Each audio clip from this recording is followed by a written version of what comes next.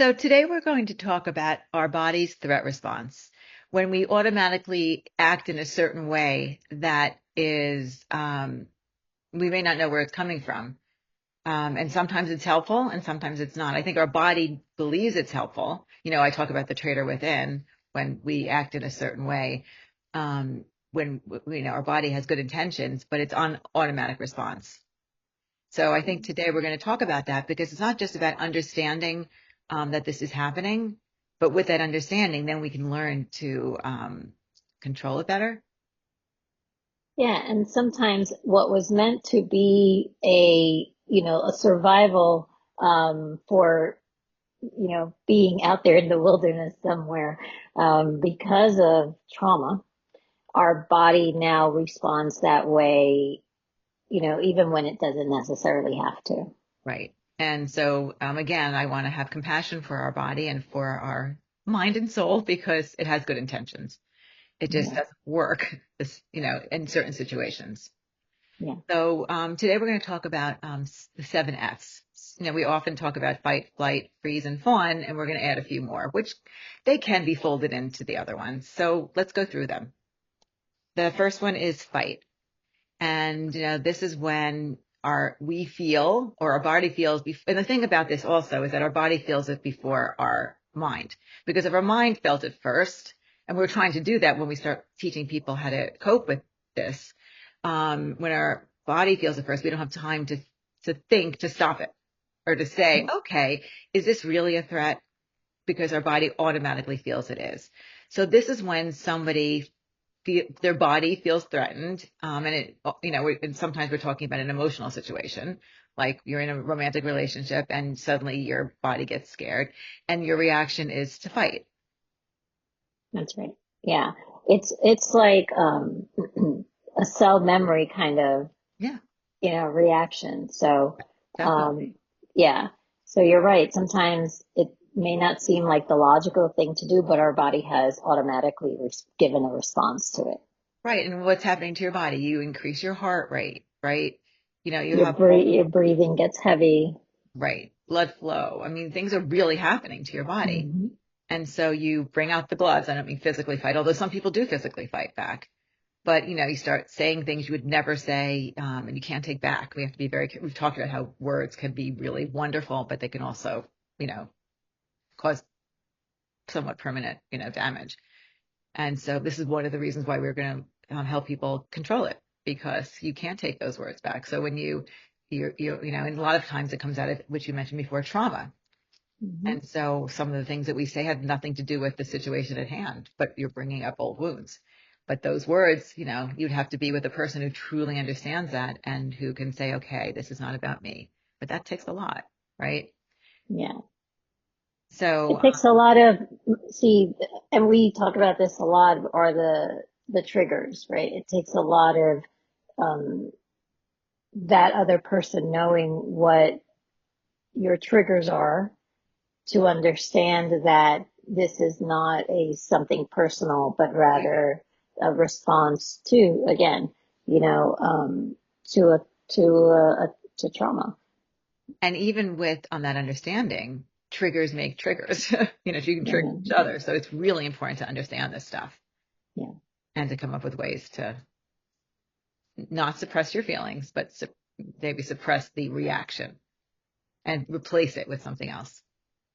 yeah. I think that's a good way to put it. Replace it with something else, with like, um, we always say knowledge is your power, right? Knowledge is power. So becoming aware that this is a trigger response or a trauma response or your fight or flight response, however we want to name it, um, is key so that we can manage it better versus having the emotional reaction to it. Um, Yeah, yeah. exactly right. And we could do things with, which, and I have many blogs on it, jessicaannpressler.com, about what to do. There's breathing, box breathing, for example, or grounding yourself by looking around the room, or counting, or tapping. There's so many things you can do.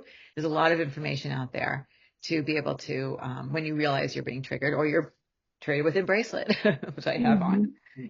there's ways of doing it. Okay, so the next one is flight.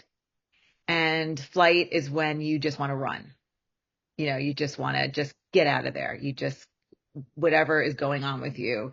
Again, it's blood flow to your legs, heart increase, and you just want to remove yourself from the situation, which can be helpful, especially when you're dealing with someone else. It's better to remove than to fight or say things you don't want.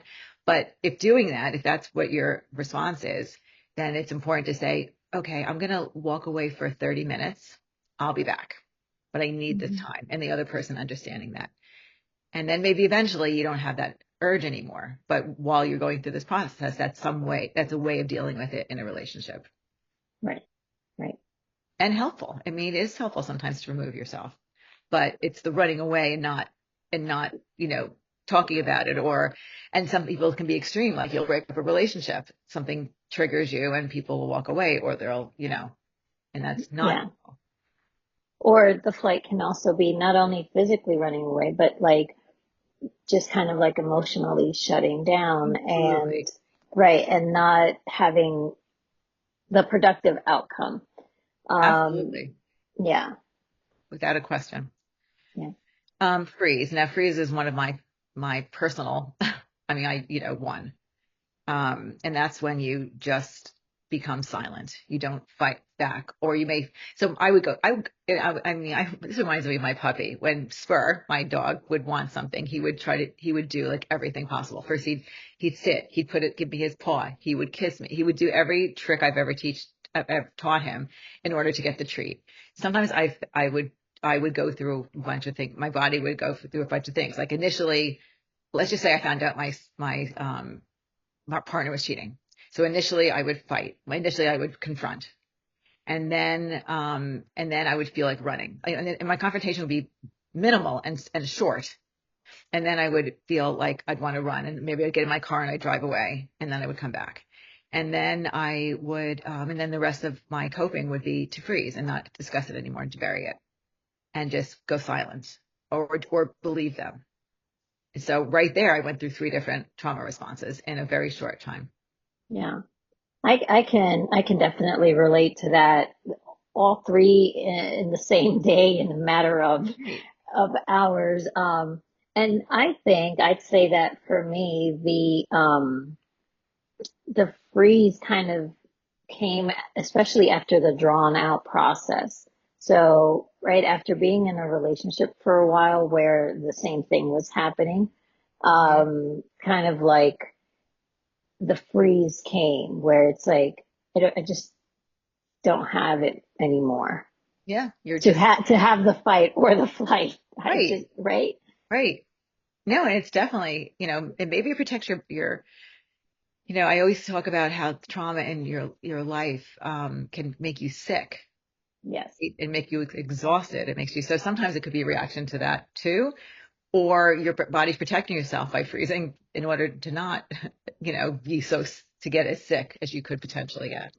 Yeah, I think the body is trying to protect itself because the red flags are already internally going off. Like, hey, we're in a constant response phase, like a constant, Yeah, it is. It's and constant. yeah, and, Even if you're freezing, you're in a response state. even if you're feeling freezing, you're in a constant response state. The thing is that adrenaline is constantly being released in excess as if you were in danger. So the body's red flags internally are going off all because it's like, well, it's not balanced. So Oh no. yeah, and there are there's always a physical manifestation to an emotional response Mhm. and a physiological response. And down the line you see people develop Alzheimer's dementia. Like all You stay long enough, you you could. stay right, yeah. So I've talked about this, but that in one of my relationships, which to me, even, it was very difficult for me. And when I was, for years, and I developed several infections that wouldn't go away. I developed a wart on my finger that literally wouldn't go away. I developed, there was a period of time I had asthma which, was there. Hmm. I had, well, it was one of my infections that wouldn't go away. Yeah. I developed allergies that I would go to an allergist and get tested for. All these different allergies for different kinds of shellfish that I got tested every year and wasn't there before this relationship. Uh, oh my God, I'm forgetting a bunch of things, but there was a lot of different physical manifestations. Literally, the day after we got separated, everything went away. My infections cleared up. My wart was gone. I had shingles when I was married to this person as well. At 40, which is young for shingles, I had other things too. And literally, I'm not even kidding. Even my allergies went away. I went to the allergist and he tested me for things he was tested. So this is like very black and white. I was being tested. Gone. Yeah. Everything went away. So imagine the damage if I would have stayed. So yeah, your immune system, which is Shot. to protect the body, was shot Shot. because it was on overdrive Well, it can only do constantly. so much too, It can right? only do so much. So much. Exactly. Yeah. So thank God that you're not in that situation anymore because yeah, there's God knows what clearly would happen. long-term effects to being in a constant state of fight, And flight. and it feels that way. I speak for myself, but it felt, and and you were by my side, so I felt in emotional danger, Yeah. even if I were looking back every Mhm. moment of every day. Yeah. Except I guess when I'm sleeping, I don't know what I was feeling, but I literally was in hypervigilance. I literally was worried or unhappy, upset about the situation, trying to fix the situation, trying to guess the next move of what that person was going to do or act toward me, or every moment of every day. I functioned. I still was able to do everything else, but it was there somewhere. And that's what happens. I mean, that's, CP, the, complex post-traumatic stress. Yeah. It's constant. It's complex. I mean, complex. It's not one event. It's a continuous event of trauma. Yeah. Exactly. And you talk about, I'm speaking to you now because I know you're a nurse, but you have trauma on your body. You see, Mhm. you can see this. It's Well, like I said, there is 100% of the time there will be a physical manifestation, whether it's immediate or, progressive, but there will always be a physical manifestation of emotional mental trauma. so let's talk about the next one, fawn. Mm. This is when people fawn, automatically the way of survival, and maybe they learned as a child, because a lot of this is learned as children, by the way, also. To be like the good girl or the good boy in their childhood to their parents. And, and daddy, you're so perfect. And you're so, because they know that if they do that, they keep peace in the house. So then as they get older, they use the same, their body uses the same. So you automatically, because all this happens without thinking, all these Hmm. responses. Again, it's your body reacting before gets to your head. So you automatically start fawning. You're at work and you're scared your body thinks you're going to lose your job. So you're automatically telling your boss that they're the best thing since sliced bread. What's the expression? Yeah, yeah, yeah. It's like, you know, or you're, you know, which will also lead to further stress because usually with people pleasing, you don't have boundaries, right? So you're saying yes, or you're doing things that you really don't want to do, or saying yes to things that you don't want to say yes to. And so, that in itself creates stress. the stress. Yeah, and people pleasing is absolutely one example of fawning. Yeah, And with people pleasing, we often, you're still a kind, wonderful person, but you are doing it partly because you're in fear of either abandonment or conflict. right, So you're doing it to keep the peace, right? right, right. And that's where the trauma piece comes in. Fibbing. So this gives an understanding to people. And I want to also point out that all the stuff we're saying, I want to give compassion to everyone. This is a piece of you that happens. It's trying to help you survive. It has good intentions. So have compassion for yourself. There's ways to unteach this piece of you and change, the somatic work. But and the next one is fibbing. So people who automatically lie in order to, it gives an understanding for people who lie, a little bit more because, there's always a reason for it, but sometimes it's automatic. Sometimes it's not a conscious thing where I'm going to lie in order to get out of the situation. But sometimes people have white lies or fibbing in order to not, it's a self-protective measure. Right. But Yeah. they're not always thinking about it. It's sometimes they would have fibbing and then it's already too late.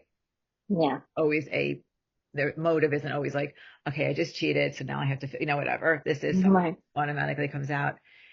And I've been with people who have fibbed about things that I think is so utterly ridiculous. It makes no sense to me. Like, why are you lying to me about like going to a baseball game? And I think it's wonderful that you went and I would say like, I've never made you feel, I mean, I shouldn't say that. I don't know how they felt.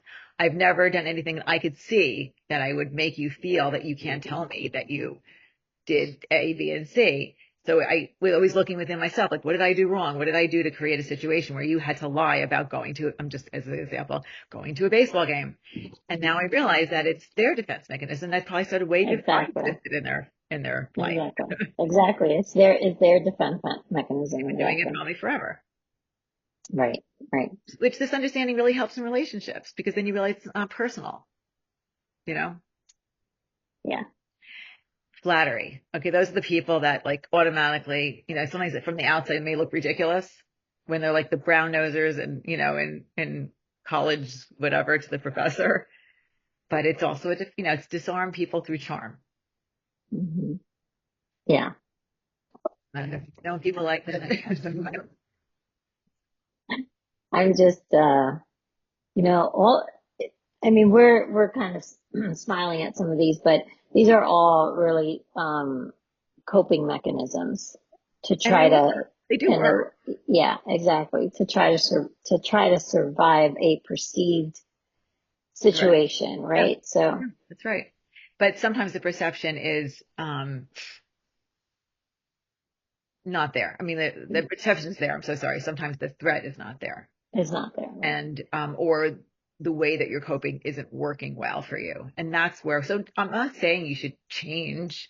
I'm saying if it's not working for you or it's causing problems in your relationship or it's causing problems for you, it's just an understanding of what is happening to you and that you can change. Because part of Hmm. the first step is recognizing what your trauma response is, recognizing if you have a traitor within and that's why it's happening. And then if you want to make changes because it'll work better in your relationship, it's, your first step is like, knowledge is your superpower. And then the next step is if you want to make changes, how do we do it? Exactly. So another example is humor. Do you ever have that person that like always comes out with, funny things and that's another response. I'm not funny, so it doesn't really work for me, but, but people will make statements to kind of diffuse the situation, Yeah. Yeah. make it less threatening. Yeah. Yeah. Again, also, right, less threatening, less uncomfortable for them. Hmm. Um, yeah. I think that I've seen this and it's sad because they know that it's uncomfortable, Yes. like they're aware and they're uncomfortable doing, like it's uncomfortable, but they're trying to survive, like we said, a perceived situation of fear or threat of any kind. Yeah. Um, No, absolutely. yeah. And then the last one, the last F is flock. Now, this is something I understand very well because when I usually didn't talk about what I was going on in my life, except when became frantic, when I had a trauma response. And I said, as I said before, I did the spur thing where I went through all these different things at the moment, but part of it also was reaching out to a friend when I was in panic mode. Like I didn't talk about it, you know, on a daily basis, but I would get really anxious because that's what would make my trauma response come out. I would get really anxious and then I may call someone and I used to call it my lifeline. I used to feel Hmm. like I was on a cliff about to jump and that phone call was my lifeline. So Yeah. that's flock. And flock is understandable. You look for a friend to talk to, you look to be around people. I think that's a pretty healthy, Yeah. so assuming you Yeah. flock to the right people, flock to someone who's a gossip or someone that Right. gives you bad advice. or who's gonna criticize you for having a Trauma. right, exactly. Exactly. But I think Um, it's important to note that these responses are truly your body trying to help yeah, and to have compassion for that piece of you. But if the way that you're trying to help isn't working, that's when you like first become mindful, you observe the behavior, and then you figure out what works for you to diffuse it and yeah, replace it with something that is more helpful. yeah, absolutely. And then, I mean, we always want to get to the bottom line of what's causing us to have this reaction to begin with. Right. Yeah, but this was another great vlog, Jess.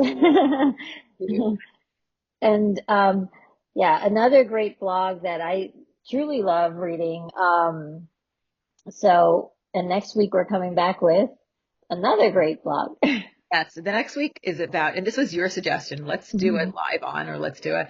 And so I, of course, made it into a blog as to go along with our live or whatever we do, if it's a live or it's a video, um, about how some of the good things that we do, some of that, which happens, shows up as being, very productive at work or really a great friend or, that, able to hold four jobs. I don't know, the things that can look good to other people is truly a response from trauma. That it's Right, not, what makes it a response from trauma, like we talked about, like you can be a great friend because you're doing everything for your friends, but in the end, you're truly sacrificing yourself. And maybe you're doing it again to avoid conflict or to not be abandoned. And that's the trauma part of it.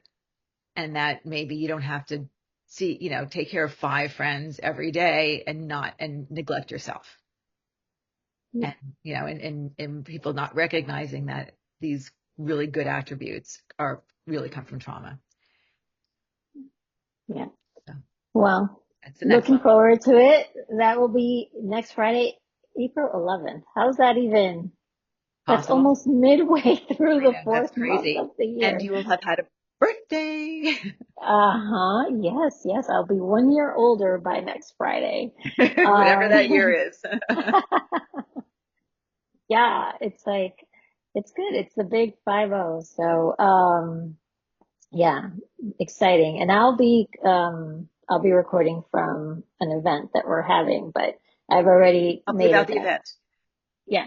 The event is, called Speak Like a Boss, and, it's Steve's Hopper event. It's, basically, training on professional speaking. So we're always speaking professionally. We're doing it right now. Whether we acknowledge it or not, we're always speaking professionally. And so it's how to present yourself in a way that will cultivate like good connections and make your voice heard.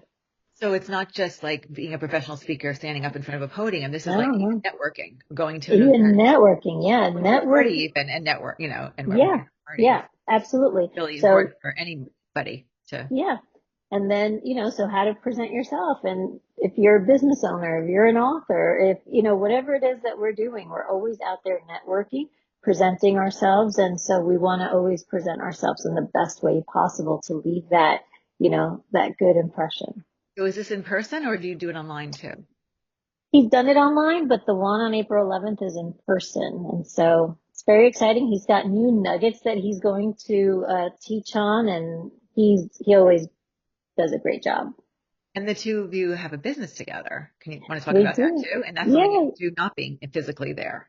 Yeah, yeah, we do. We have a coaching business together. It's called Kingdom Influencer, and it's a two-part, it's a year-long program. What he does is, so he's a professional public speaker. He's been for over 10 years. So he helps the person, uh, in public speaking and writing their books and, branding themselves because sometimes we don't want to admit it, but we are a brand, right? If we're going to write a book and all of that, we're creating a brand that we want people to like. And so, so he does all of that with our coaching clients, and I do the part that I call discipleship, which is um, growing in your relationship with God and understanding who He is and who we are to Him, how He sees us, and what that means for us as we step out into the world. You know, and so Very important. yeah, it's very important. There's a lot of inner healing that goes on in that. You know, I'm a nurse, but I also went through a program to become a Christian counselor and uh, went to Bible college, became a minister. So there's backing to all of it. So there's a lot of inner healing in the program. We do group coaching and one-on-one coaching as well. So the And how one-on-one, would someone sign up? How would someone? anybody who's interested, wants to learn more, contact one of us. You would go to kingdom-influencer.com. And in the last year, 7 of our coaching clients have authored books. So that's Wow. really exciting. Yeah. So people who think, oh, I could never write a book, we had someone come on and say, I'm not writing a book. And he's like, oh, but you are. You are. And she wrote a phenomenal book. Mhm. And so, yeah, it's something that, you know, they wanted to do. They just didn't know how to. So he's a great coach, walking them through all of the process of book writing. I'm very proud of you. I've seen you grow. I mean, I've known you now. I'm trying to figure out 20 something years. So 20, Yeah. yeah, years. And Something boy, nice. Yeah. very proud of you, honey. Thank you, babe. Likewise. Same, same, same. I'm so proud of you. Everything, like, I'm just, is that Autumn? That's Autumn. Hi, Autumn.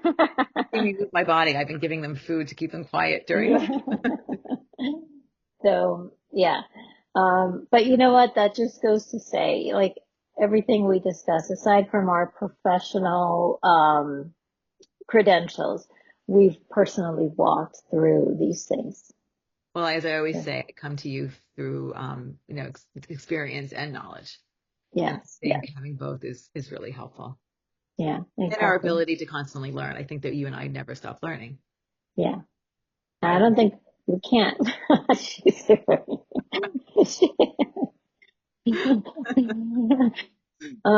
Anyway, okay. Well, next weekend. Next week we'll delve Yeah, into the trauma responses that come across looking positive, but can still yeah, be hurting you inside. yeah, absolutely. All right. Always a fun time. I love you. Bye. Love you too.